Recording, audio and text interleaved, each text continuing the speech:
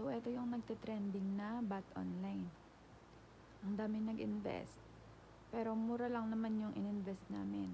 200, 400, mga ganun lang na amount. Kasi iniisip nga namin baka magloko to. So, ayun na nga. Nakapag-withdraw naman kami, nabawi naman namin yung puhunan namin. Pero wala pang isang linggo, Diyos ko, nagloko na. Itong withdraw kong pangatlo, 372, success pero walang dumating sa GCash account namin. And then, ito namang 240, ayan, si Bot Online na mismo ang nag-withdraw niyan. So, di ba ang napakabilis naman masyado nito. Pero yun nga, hindi na kami magtataka kasi too good to be true nga. So, ayun, hindi dapat tayo nagtitiwala masyado sa mga ganitong investment. Yung wala kang gagawin is kikita ka.